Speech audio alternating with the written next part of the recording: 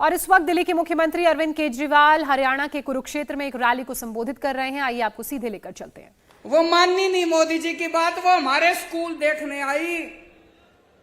बड़ी बात होगी भाई साहब, अमेरिका के राष्ट्रपति की पत्नी केजरीवाल के स्कूल देखने आई। कुछ तो कर ही रखा होगा हमने, कुछ तो कर ही रखा होगा हमने। मैं पूछना चाहता हूं, ये हरियाणा के खट्टर साहब के स्कूल कौन देखने आया? कोई आस पड़ोस का कोई श्रीलंका वाला ही आ गया हो देखने? कोई चलो बाहर वाले छोड़ो, कोई अपने देश का ही कोई देखने आया हो इनके स्कूल? अबे कुछ करोगे तभी तो कोई देखने आएगा तुम्हारे स्कूल। कोई दोस्तों, आज हमारे स्कूलों से निकल के बच्चे बड़े बड़े इंजीनियर बन रहे हैं, गरीबों के बच्चे। जैसे मैं आपको उदाहरण देता हूं, शुभम एक लड़का है, दिल्ली में उत्तम नगर में रहता है। उसके पिताजी चौकीदारी का काम करते हैं, चौकीदार, किसी कंपनी में चौकीदारी का काम करते हैं। 6,000 रुपए महीना है उनके पिताजी की। वो सरकारी स्कूल में पढ़ता है। उसके पिताजी के पास इतने भी पैसे नहीं है कि किताबें खरीद दे, ड्रेस खरीद दे। सारा कुछ उसको स्कूल से फ्री में मिलता है। दिल्ली के स्कूल इतने शानदार हो गए, इस बार शुभम ने आईआईटी की परीक्षा दी। आईआईटी मतलब देश का सबसे बड़ा इंजीनियरिंग कॉलेज। मैं भी आईआईटी से पढ़ा हूं। देश का सबसे बड़ा इंजीनियरिंग कॉलेज, लाखों बच्चे बैठते हैं उसमें। शुभम का पूरे देश में 215 नंबर पे रैंक आया और उसको आईआईटी के अंदर कंप्यूटर इंजीनियरिंग के अंदर दाखिला मिला है उसका। ये छोटी बात नहीं है भाई साहब। और अकेला एक शुभम नहीं है, इस बार दिल्ली के सरकारी स्कूलों के 400 बच्चों का बड़े बड़े इंजीनियरिंग कॉलेज में दाखिला हुआ। बड़े बड़े हमारे दिल्ली के अब गरीबों के बच्चे इंजीनियर बन रहे हैं, डॉक्टर बन रहे हैं। एक और बच्चा है कुशाल गर्ग, शास्त्री पार्क में रहता है।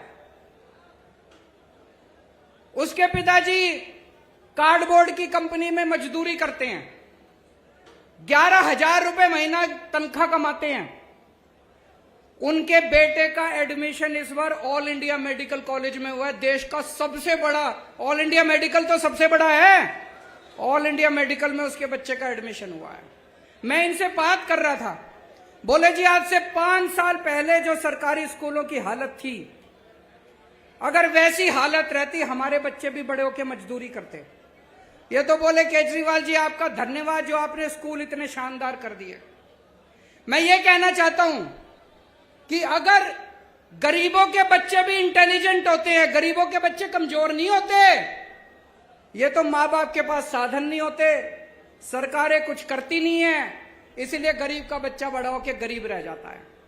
आज दिल्ली के अंदर आप सोच के देखो, कितने ऐसे शुभम होंगे, कितने ऐसे कुशाल गर्ग होंगे। लाखों बच्चे दिल्ली के स्कूलों में 18 लाख बच्चे पढ़ते हैं। इन 18 लाख बच्चों का भविष्य पहले अंधकार में था।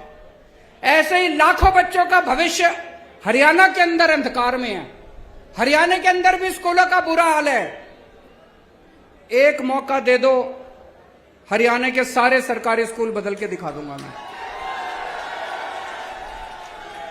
एक मौका दे दो। दिल्ली में करके आया हूं, हवा में बात नहीं कर रहा, दिल्ली में करके आया हूं। हरियाणा के भी सारे स्कूल बदल दूंगा। गरीबों के बच्चों को अच्छा भविष्य मिलना चालू होगा। गरीबों के बच्चे भी डॉक्टर बनेंगे, इंजीनियर बनेंगे, वकील बनेंगे। और ये जितने प्राइवेट स्कूल वाले हैं सारे खराब नहीं है, लेकिन कई प्राइवेट स्कूल वालों ने गुंडागर्दी मचा रखी है। मचा रखी है कि नहीं मचा रखी? जब मर्जी फीस बढ़ा देते हैं। कभी कहेंगे development charge, picnic charge, library charge, फलाना चार्ज, ढिमका चार्ज। दिल्ली में 7 साल से हमने इनको प्राइवेट वालों को फीस नहीं बढ़ाने दी, उल्टे इनका सबको ऑडिट कराया। कई लोगों को पैसे वापस कराए हैं प्राइवेट स्कूल वालों से, कभी नहीं हुआ होगा ऐसा। तो आज इतने सारे लोग हैं, मैं आपसे पूछना चाहता हूं, कौन कौन अपने बच्चों को इंजीनियर बनाना चाहता है? कौन कौन अपने बच्चों को डॉक्टर बनाना चाहता है? कौन कौन अपने बच्चों को वकील बनाना चाहता है? सारे जने हमारे साथ आ जाओ। और जो जो लोग अपने बच्चों को गुंडा बनाना चाहते हैं हाथ खड़े करो। जो जो अपने बच्चों को दंगई बनाना चाहते हैं, गुंडे बनाना चाहते हैं, बलात्कारी बनाना चाहते हैं, उनके साथ चले जाओ। उनकी पार्टी, सारे इनकी पार्टी में लुच्चे, लफंगे, दंगई, बलात्कारी सारे भरे पड़े हैं इनकी पार्टी के अंदर। सुबह से शाम तक गुंडागर्दी करते घूमते हैं। या तो ये खुद गुंडागर्दी करते हैं, नहीं तो देश में पता चल जाए कहीं गुंडागर्दी हो गई, उनका जाके सम्मान करते हैं, गुंडों का सम्मान करते हैं, दंगा करने वालों का सम्मान करते हैं। अभी थोड़े दिन पहले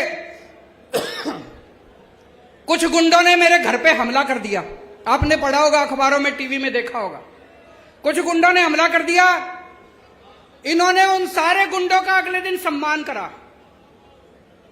ऐसे देश आगे बढ़ेगा।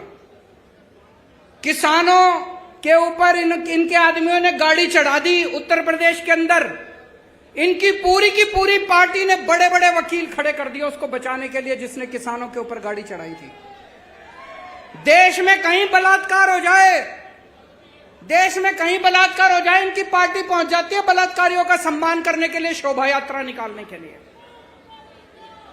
आप क्या सुनते हो इनके बारे में? यही सुनते हो इन्होंने यहां दंगा कर दिया, यहां मारपीट कर दी, यहां गुंडई कर दिया। और आम आदमी पार्टी के बारे में क्या सुनते हो?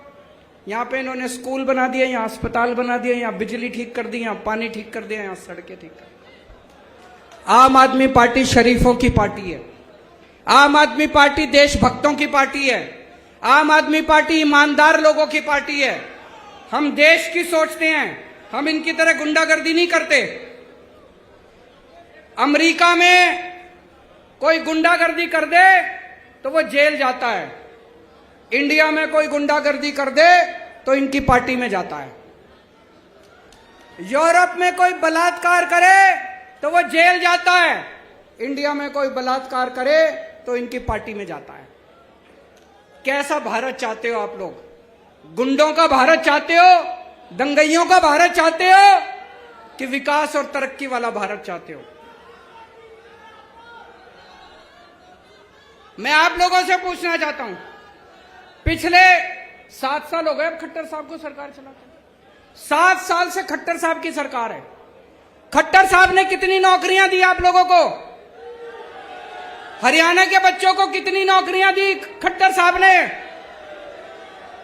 मैंने दिल्ली में पिछले 7 साल में 12 लाख नौकरियां दी है। 12 लाख बच्चों को नौकरियां दी। मैंने 12 लाख बच्चों को नौकरी दी। और मैं हवा में नहीं बात कर रहा, वेबसाइट पे पूरा डेटा पड़ा है।